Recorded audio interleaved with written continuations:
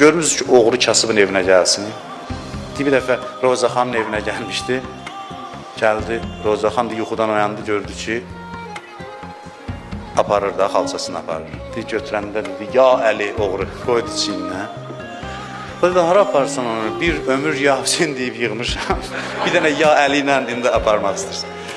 Onun evinə gedərsən, bir şey əlbə düşməz. Amma o oğru da hesablayır da kimin evinə getsin əvvəldən. Kasıb adamın evinə cebinə tapacaq.